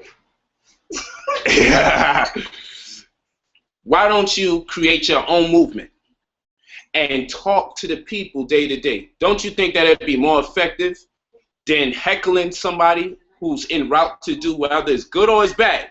I believe you would be more effective if you tried to do good than if you follow me everywhere I go, because you've really been following me everywhere I go. This is the first time I ever talked to you. There's a movie coming out where someone is falling in love with their computer. The computer actually has artificial intelligence. It's called Her. And the person is actually starting to fall in love with the computer because they be in front of the computer so much. I have no idea what point I was about to make. I'm just sure it fits your mode. So anyway, I like to thank y'all. And I leave these. We're not going to allow these people into our conversations all the time. But sometimes I like to keep them there as an example that no matter how hard we try to work, there's always going to be someone there trying to create a distraction to take us away from what we're building about. But what I'm going to tell you is in the future. He's saying give him a week with polite on his wives will get down on mine. Is that return of the brother? Yeah. Give him a week with who? Polite going with you going. Give him a week with me going, and all my wives is going to be there for him. Be down on him. Oh, so that's what all the hate is about. You see, when I tell people they hate me, because of my wives or they hate me because of money, they say, polite, you ego tripping. But I just gave the brother an opportunity to suggest how to solve this problem with him and I. And the brother's response is, give me a week with polite away. And I'll have his wives bending down. So now I know to never respect you again, because I was actually going to give you an opportunity to see if we can rectify the matter. I was going to give you an opportunity to show your face and teach the people something better than I can teach. But I can see clearly what this is really about. So today is your last day. You see, that's what I do to the haters. I give you an opportunity to voice intelligibly what you feel. But this is what you did with your time. You finally got a chance to speak to polite, and you finally got polite to respond to you, and all you did with that time is suggest that if I just disappear, my wives would be yours. Somebody say you can't speak on how to monetize property. Okay, so you know, your mic will never be on. I'm gonna ask everybody in the chat to disregard him because it's clear he's probably high or sweaty. I'm sure he's somewhere sweaty. Like when I'm sitting in my house sweaty, that's because I'm in sauna. I had a built-in sauna in the crib. That's what that's about. Why are you in your house in front of the computer sweaty as hell? I know you sweaty, man. I know you ain't washing your ass. Right. I know you ain't washing your ass. And you're without women, because if you had a wife, you would not be over here trying to entice, allure, or suggest that you can take someone else's wife. So we know that you are a single male in your house, sweaty as can be, ain't showering, and probably making love to your computer. Just nasty. And this is all that we found out factually from this one broadcast. Return of the brother. You ain't going to be able to return to this joint no more. You better keep getting me on Sinetta channel and all that.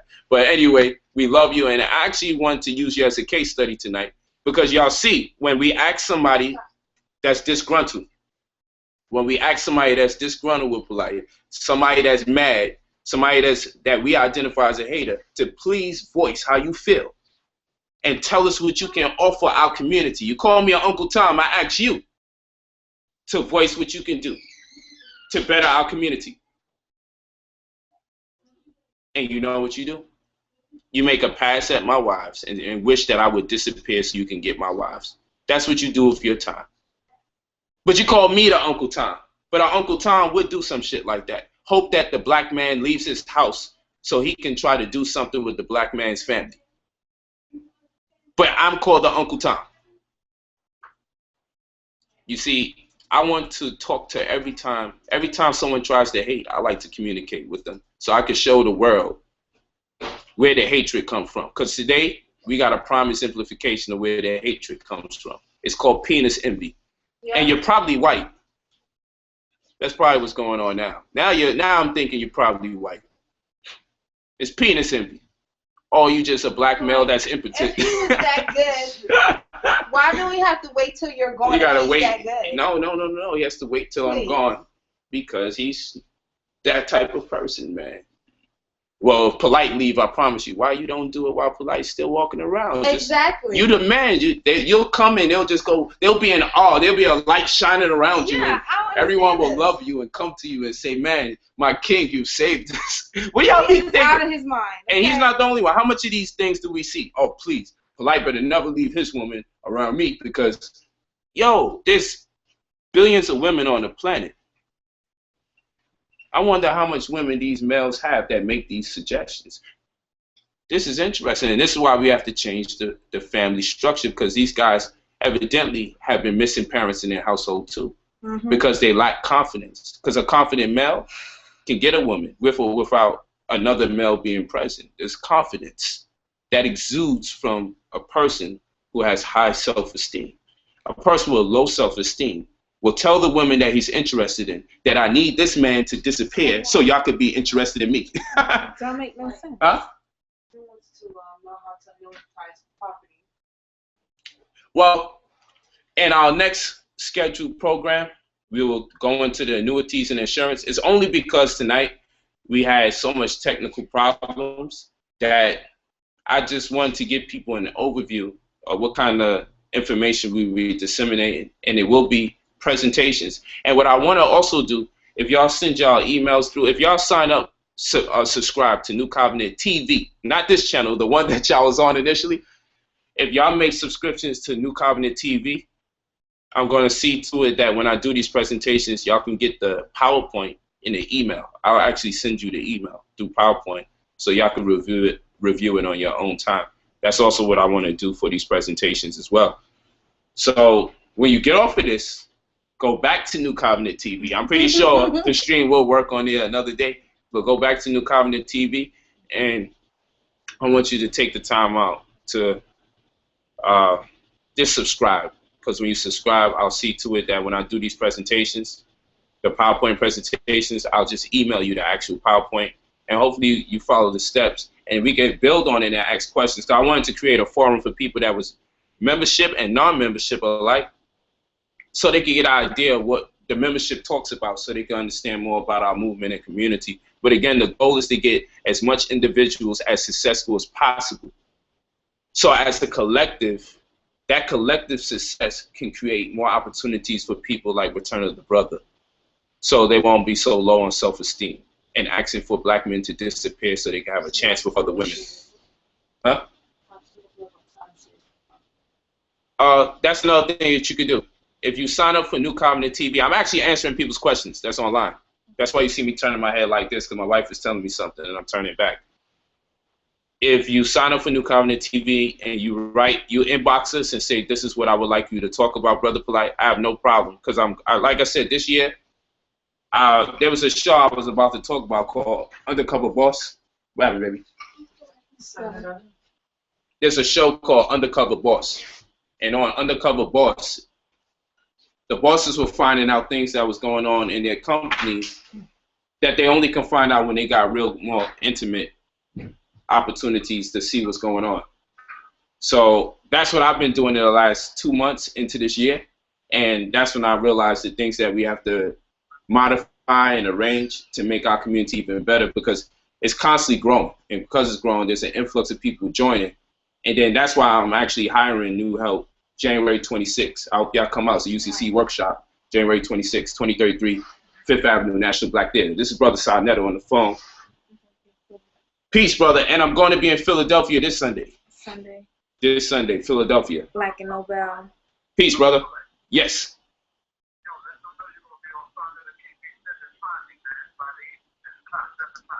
That's right. I'm going to be on Sonetta TV on, you said Sunday? Friday. I thought you said Sunday. Nah, I didn't forget. I thought you said Sunday. I'm about to say I'm in Philadelphia Sunday. Yeah, I'm going to be on Sonetta. Yes, I'm going to be on Sonetta TV. Sonetta TV 7 on YouTube. Sonetta TV 7 Friday. I'm going to have a nice PowerPoint presentation that day, you know, to bless my brother's channel. He just gave me a call to remind me and to confirm. Ain't nobody going as hard as we go online, man. Nobody do it like this, man. We go hard, man. And any minute, everybody gonna. Any minute, you know, there's gonna be a wave of people. One thing people don't like to do is show their face. That's for real. Very few people get to this level, because then you have to find them. You know what I'm saying? So it's love. I appreciate everybody for listening in. Definitely. That's what's up. Did you see the tour of the crib and everything like that? Well, it's my little room.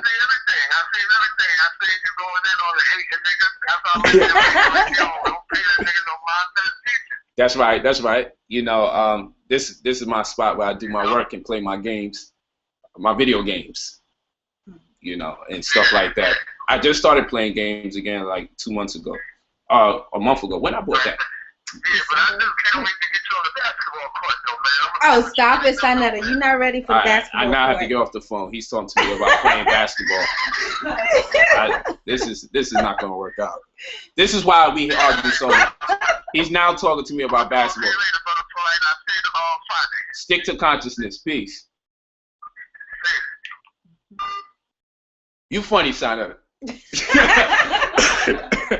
Yeah, so I thank y'all so much for listening, for your time and your energy. Inbox us at New Covenant TV. Yes. Inbox us at New Covenant TV. And what we will do, even as I'm traveling, I got a big tour coming up. I'm going to be in North Carolina, Georgia, Florida, Virginia, Texas, several parts of California, Sacramento, California, Los Angeles, California, Dublin, California, and possibly Oakland, California. I'll be in Houston, Texas when I'm in Texas, Atlanta when I'm in Georgia, and possibly Macon. I'll also be in Washington, and I'm going to be in Philly this Sunday. I have a heck of a tour coming up, and I'm going to be doing this while I'm traveling. Pennsylvania is pretty large, so I may have to go to the other house while I'm in Pennsylvania to do the next stream. Nonetheless, I'm here, fully accessible, and I want to share as much as I possibly can share in the community. And I hope y'all share back, because it's not easy. I do, you know, with all the Facebook messages, I've been keeping up this year. And I can tell you, I've written back over 1,000 people. I'm serious, because my original Facebook messages, they have a limit at 5,000 people each. So I created a new one, and I just wanted to start it with new energy and make sure I respond to everybody. That's facebook.com/Brother Polight. POLIGHT. If you go to facebook.com/Brother Polight, that's unlimited. So people don't have to say, man, what's up with the friendship? You ain't put me on as a friend. That's because those Facebook pages they are maxed at 5,000, and 2 of my Facebooks are at max, and then one of them was at 1,400. But the energy and flow, I was trying to create something new and more expansive. Do you ever teach outside of America? Yeah, I teach outside of America. My only issue has been this. I want to see the community built up on a certain level before I go back out the country. It's like a baby right now. And the more I learn about the community and the more I learn about the membership, the more I realize how much more work I have to do. I've been binded. I've even had to reformat my household and have family meetings so we can discuss my role in this kind of community and their role participating in this community. Because, of course, there can be no relationship, myself and my wives, unless they are also participating in the community. So I had to really make sure my wives are also ready for a great deal of the responsibility for this community because it demands a whole lot more attention and nurturing than it did, let's say, 3 years ago. 3 years later, uh, it's grown to be more than we ever anticipated, and we can't let it go right now. We put too much time, energy, and effort into it, monies, and so we had to really talk and see if everybody is still up for this kind of work because I said I'm going to do this and I'm going to ride this thing out until I see something great, till we in the history books. You don't have to be white folks' books, but so long as black folks is discussing what we did and what we contributed and what we still are contributing, that means a whole lot to me. I decided this is what I want to do with my life, seriously. So I joke around and I have fun. Like I said at the debate, when I start playing around and joking, that's just to make sure I stay calm because I know people trying to try my spirit, and I really know what kind of person I was, and I don't want people to bring me back into that kind of thinking. So my mechanism, my defense mechanism for that kind of anxiety is to just laugh it off and don't take everything so serious. And I also want people to understand that the knowledge can be fun. So when we disseminate information, we don't necessarily have to be so angry all the time. Just because we teaching something don't mean that we have to be mad all the time. It should look fun. You know, we can have our moments. I have my moments. Sometimes I even cry when I'm teaching, you know, because I'm there. I'm right there. And what I'm talking about, I might put up some of those clips. I'm there. Have you written a book on meditation? I have a book on meditation. I intended to release it in March for a UFO conference I wanted to do in March. I might have to push the conference back now that the tour is evident. I really want to do that UFO conference. I hope y'all show up for that. That's going to be powerful. Make sure January 26th, not this Sunday, the following Sunday, 2 Sundays from now, we have a UCC workshop. Those of you that came out to my credit workshop, y'all know it was fire. I gave y'all the handouts. I gave y'all the addresses. I told you how to mail it out. I showed you how to get your money for anyone accusing you of owing any money. And I didn't charge you the $100 workshop money and $150 workshop. I made it the same ticket price. And I took my time out. I printed those papers. There's a brother named Agmos who can tell you I came hundreds of dollars out of my pocket, short notice to print out more paperwork to give out to everybody. And they beat me in the head at that FedEx Kinko's because I wanted to make sure that people can leave with something in their hand with the instructions and the mail directions and incentives and the name of the agencies that they have to forward the data to. And this UCC workshop is going to be the same. You're going to get a folder. You're going to get all the information you need. We also have an auction for tax lien and tax deeds. That's going to be taking place January 26th as well. I want y'all to participate in that. Rob Boss, who's that? Is he saying? Rob Bass. What's he talking about?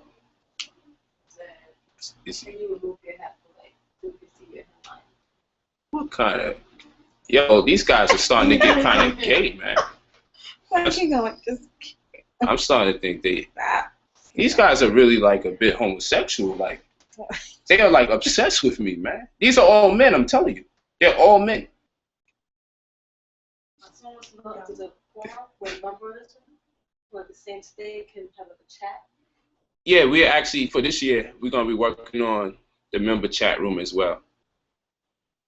We're going to be working on the member chat room because we have to have our time where the members deal with each other exclusively. We have to have that time. That's going to be very, very important. So we definitely going to be doing that as well. The member chat room. Okay? And let's see. Go ahead, I'm listening. Is there a template of the letter that should be sent out after the redemption or the tax lien? Yes. That's Doofus. Damien Doofus? Yeah. That sounds familiar. Yeah, He's a member. he orders. Yeah. Damien, what's up, brother? I be hearing about you. You probably don't know. I hear about you. I hear about you. All good. Yeah, there's a template that gets set out.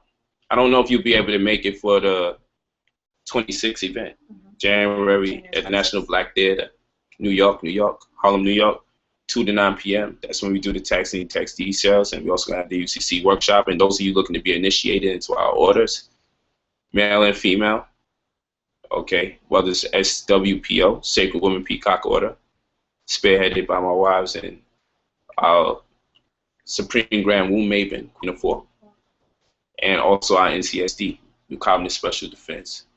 Okay, spearheaded by myself and the good brothers of New Covenant that you see doing the security, whose symbolism is the phoenix. That's all taking place January 26th. The UCC workshop will be used to be able to extract equity out of properties, purchase properties for significantly cheaper, securitize your properties properly, just securitization in general, protecting yourself as a landlord, because those of you who are buying properties and land from New Covenant, you need to learn how to make sure you protect yourself, because a lot of these states are not landlord friendly. And that's on purpose, not because they like the tenant, but because it works to the benefit of the state to take your property from you. Okay? So, those of you that are getting properties from New Covenant, tenants understand their rights. As many of us were tenants, and probably still are going to landlord-tenant court, we gotta know the system a little something. So, when you become the landlord, you want to protect yourself from people that understand that they may not have to pay for 3-4 months before they have to leave, or even 6 months, or even a year, especially in tenant-friendly states. So the UCC can be used to protect you. So because we encourage so much of you to become landlords, gods, owners of land, to establish your property as the crown, we need you to come in for that UCC workshop so we can properly educate you on how to securitize your property with a landlord disposition. And then we're also going to teach you how to protect yourself from a tenant disposition using the UCC. Okay? So this is a serious workshop. Okay? How to make money off of it, spend less on property because of it, protect yourself as a tenant or protect yourself as a landlord. Listen, how to deal with the UCC insurance companies like American Title Trust or Gladiator Trust, UCC insurance companies, how to interface with them once your trust is properly set up, whether it's your life insurance and endowment fund trust or your sovereign irrevocable private trust. Okay, these are different trust constructs or chassis that are set up to work to your benefit after properly generating a financing statement via your status correction. And your status correction, of course, is not limited to your financing statement. That is not the only thing. A lot of people do a UCC1 and say, this is my status correction, I did it already. That makes utterly no sense. And you'll understand why it makes no sense when you come to the UCC workshop. Though I think tomorrow I may put up a video with some explanations of the PIH, the status correction, the trust, and UCC. I just did a class with Brother Lawan last Wednesday in Nicholas Brooklyn bookstore. It was phenomenal. In fact, y'all seen a clip of it on New Covenant TV. Real nice clip. I want y'all to come out and check that out. Okay? And what else? What else? What else? Are there more questions? Yes. I'm listening. Elijah Tuck asked, what's the next debate? Oh, the next debate. Oh, man, I really want to tell you, but we have to see if this person is going to do it. So my people are working on it. There's a couple things. You know, people wanted me to go for the brother that Brother Seti debated because of the way they feel about the debate. And I like debates. I think they're fun. But I really do it to I wanna show people. Did it stop? No, just look. Oh. I think it's still going. Can somebody write something in the chat room to let us know if the stream is still going? Oh, it's okay. You said 12:30, right? Yeah. Okay, I got a few more minutes. I like doing the debates because I feel it teaches us more about black psychology. The more and more we do debates, the more and more I realize people are just hoping something happens without them putting the work in. You know, I did that last debate. That last debate freaked me out the most out of all my debates. It really got to me, that last debate, because we really are kind of sick. You know, we say black people are sick, but, you know, I took the time out to really consider. Like, I did in the opening round, I showed a video of the brother saying, that they are prophets and they are of God. And they also said, I showed the video where they said the world was going to end in the year 2000. Yeah. Okay. And after that, they just pretend that their video didn't go up. I really said, people are sick.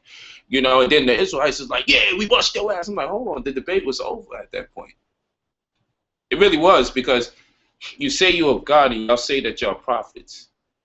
And God is the one giving you all this information. You're getting this information out of the Bible, but y'all turn around and say the world was going to end in the year 2000. I showed the video where they was actually counting down the days. They was like on 160-something days left until the world was going to officially end. This was a video that they did in 1998 or 99, and they said the world was going to end in the year 2000. They was counting how much days were left. I think it was in 99. And my point was, either God was wrong or your doctrine is made by men, and if it's made by men, then where did you get your information from? Hence the term plagiarism, to take something from somewhere else and not give a credit to the source from which the information derives. So in their particular case, not to say all Bible people said the world was going to end in 2000, but certainly this group of people that love the Bible said the world was going to end in the year 2000. They said God is the one that told them this.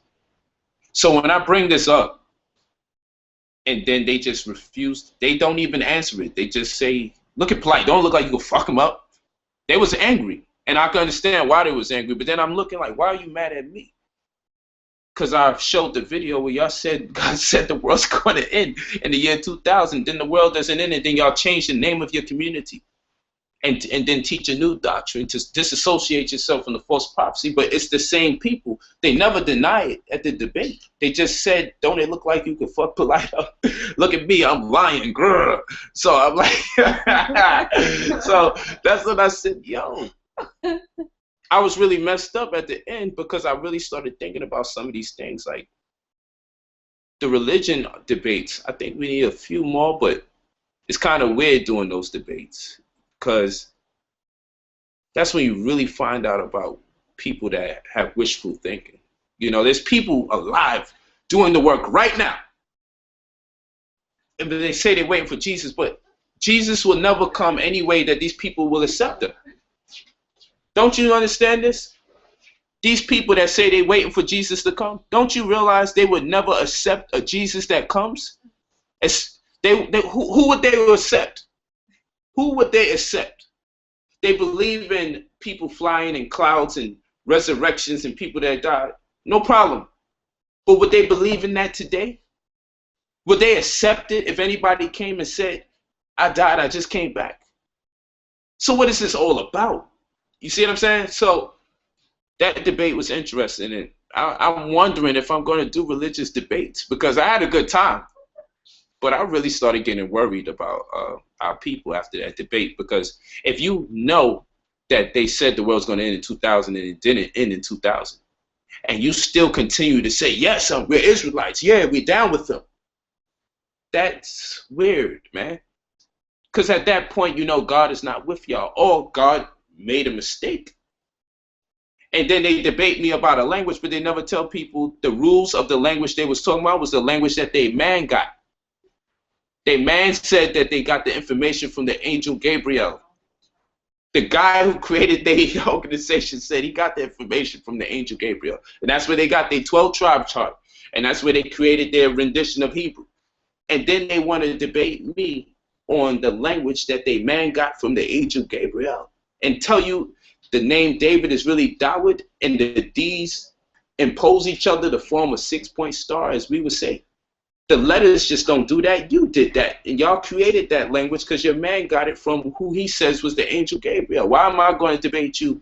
None of the tablets have that script on it, doing what y'all say it does, pronouncing the words the way y'all say it do. So this was like insanity.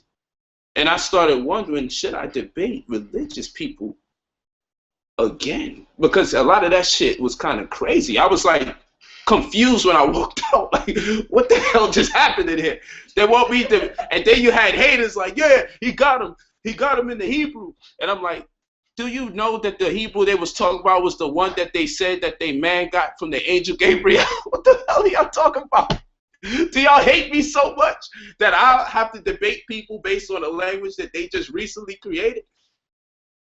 Oh, man. I got it. I'm like, man, it was a very weird scenario. For intelligent people, it was very weird. One person saying one thing and they just saying whatever they say. And hey, we're going to prove the Bible's plagiarized by showing some homosexual pics.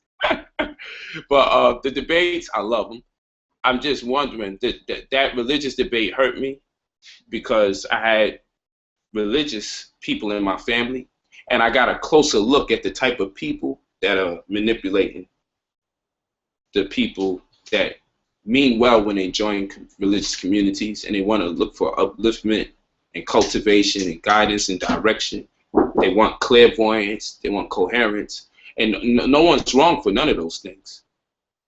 But you do have some communities out there that really use innocent people looking for spirituality as prey. So that's it. And I said it at the debate. It hurts. It hurts to see people believe in this capacity. Belief is all right. We all have to believe in something or something. If you buy a book, you have to believe you're going to get information you like. So no one's devoid of belief. It's to what extent we will defend a belief system, even when confronted with facts, that it is fallible, severely. So, but yeah, I have some people in mind. My people are working on it, and I can't even mention their names because it's weird because you mention someone's name. Some people get very insecure about it, but I hope it works out. One debate I ain't gonna put it out because y'all might know who it is. But I'll tell you, it's gonna be. I would pray it's gonna be even more classier, way more classier, because I don't want to do no more ghetto scenarios. Let's just talk about his master teacher and show homo pics, and we'll win the debate. You know what I'm saying? Yeah, we're not gonna do that anymore. Go ahead. I'll take another question. Can your teachings or books on property be applied in Africa as well as for like owning property and stuff? Can my teachings and publications, the information in those books, be applied? Yeah, be applied in Africa. Be applied in Africa. I would say this: a smaller percentage of the information I teach can be applied immediately in Africa if you're talking about tax deeds and tax liens. I will also say this: anyone outside the country can use that information to make their monies from America to fuel their endeavors where they at, especially in the case of Africa. So it's dual-fold. The tax deed, tax lien construct is not in Africa. Yet the tax deed states do go beyond the American states. Like you have Guinea, that's considered a tax deed state. Puerto Rico is considered a tax deed state. You have countries outside of America that's considered tax deed states. That's one. And two, it's such a lucrative business because of the goal of the county governments as it relates to the general government itself, as far as building their infrastructure, that people outside of the country can invest in it, providing they properly correct their status. And that, again, status correction is not about, hey, I'm sorry, I could not pay taxes and I can hit people with cars and I won't be charged for vehicular homicide. A lot of people really don't understand the nature of UCC. It's a uniform commercial code. It's fluent and it's expansive. It can go beyond the borders of this country. It was designed as such to keep us people out of the courts being subject to the jurisdiction of another who would treat us like minorities, people that are inferior in mind, therefore can resolve their own legal matters. It has very little to do with what the fanatical people have done. And the media purposely exploits the people who use UCC the wrong way,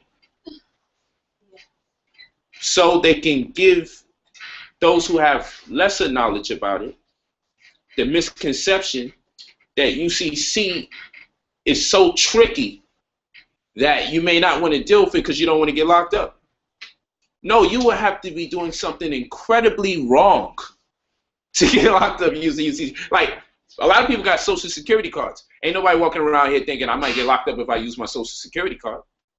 No, if you get locked up for using Social Security or the Social Security number, that's probably because you had intention to do something very illegal. That's how UCC is. you're not going to get in trouble for using the UCC unless someone has taught you to use it for something extremely illegal, like any other thing. Okay? So, to answer that question, a lot of what I teach can be applied in Africa.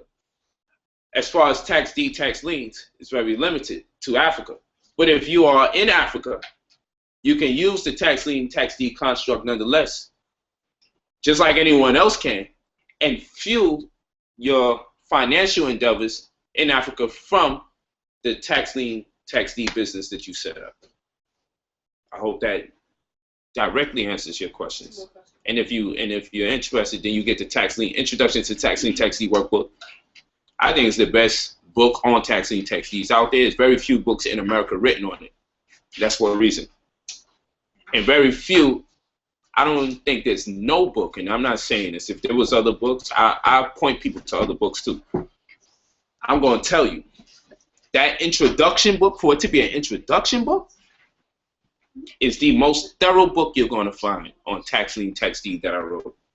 It's the most thorough book that you're going to find.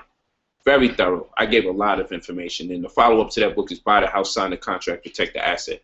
No mortgage, no protest, no jurisdiction. That's all one title. I have a lot going on in my head, so I always put one title and then I put a subtitle under it, because I want to give you what I feel from the information. Then I want to give you exactly what's going to be learned from that particular piece. Like I say stocks and bonds, but then it's like, what is that? But I love the title.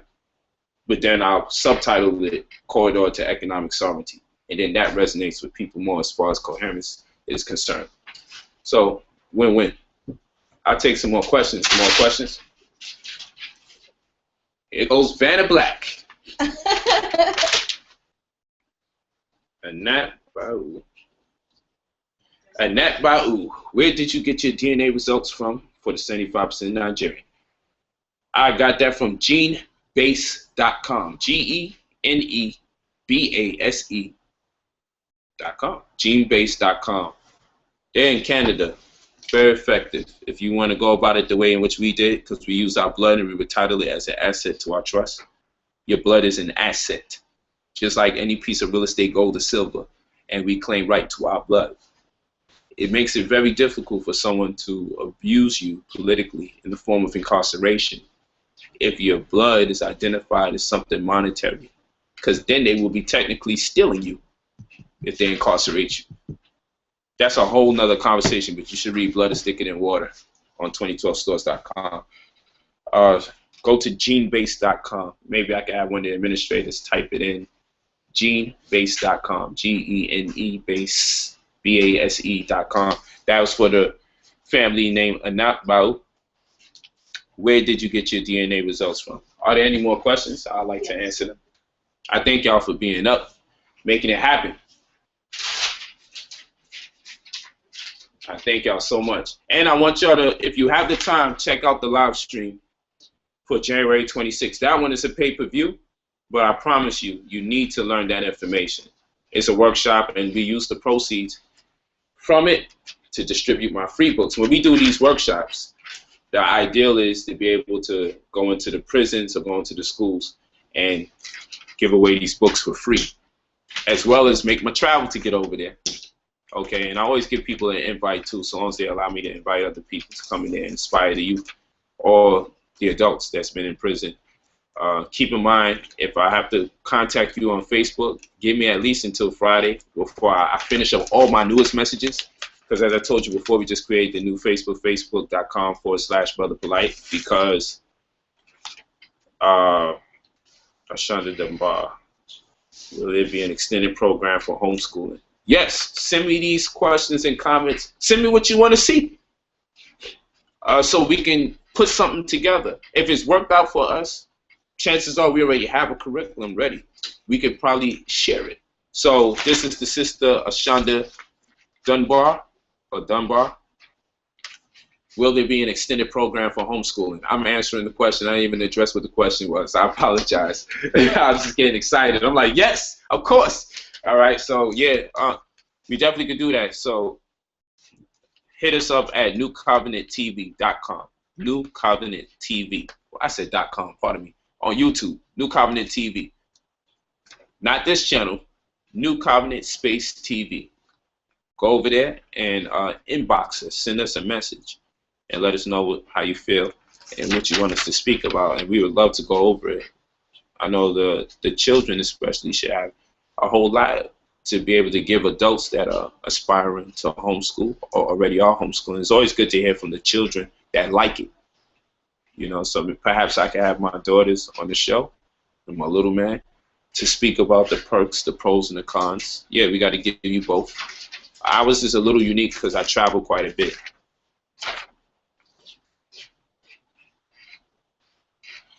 Invincible Goldering. I'm reading from what's been written. Right. Goldering? Golden ring. Golden Ring. Okay.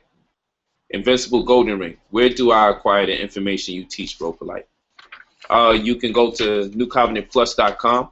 You can type that in, right? Or you can go to 2012stores.com. She'll type it in and you'll see it there online. Invincible Golden Ring. I want to know, where do you acquire that name from? What made you come up with that name? I always see you people's usernames, and sometimes I wonder how that name evolved, how that came about. So you have the time. I answer your question. Please answer mine. So I want to know, where did you get that name from? All right. So again, information is supposed to be fun. So what I was saying about the Facebook.com/Brother Polite, there, as many people can like it as possible. My other Facebooks were limited to 5,000 people, and I could not access the other people that are laying in wait for friendship requests, and then they accumulate, and there's nothing I'm doing with them. So I wanted to create a medium where they wouldn't just accumulate after 5,000. And then we create another page after 5,000. Then both of them have limits, and we create another page, and I'm like, this is too many pages. So we got this new Facebook that we launched, and people are gradually get over there. And I'm working very hard to make sure I communicate with everybody. And if you send me messages, I have what's called Facebook Friday, and that's the time I'm going to communicate with people. It's at miscellaneous time. I don't know what time out the day, but I make sure religiously I'm going to commit myself to building with the people and answering every message I got that I did not answer throughout the rest of the week. But I work real hard to stay on top of the messages. And that's where I'm at with that. But keep in mind, with all those messages I have to write, and then the books that I'm writing, the lessons that I'm writing, the PowerPoints that I do, the debates, the traveling, I have to write prisoners as they write me. I write back every prisoner that sends me a letter.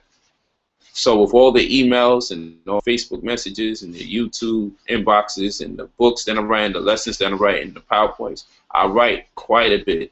And as much as people may say, man, I've been trying to touch base with you, you're not connecting, I could tell you there's thousands of people, and I'm not exaggerating, that could say that brother writes me all the time, especially if they're in prison. I write all the time. And so what happens is, for this particular workshop coming up January 26th, when you support this workshop, a percentage of the funds from the workshop, 50% to be exact, will be contributed to our Pyramids, the project tour, which enables us to be able to travel no matter where we are, to go to the prisons or juvenile facilities, one of which being the one that they built in Brownsville, the prison they built right in the community where our brothers and sisters live. They built a juvenile prison, not just a juvie facility, it's an actual prison for juveniles. They built it right in the black community. Okay, so you're coming out your house, you see the chicken spot, the Chinese food store, the liquor store, the hair salon, the barber shop, sneaker spot, dudes selling drugs on the corner, blowing their bud, some people cutting school, and there goes your prison. All part of the whole mix. Telling you this is where you're going to go as you get older.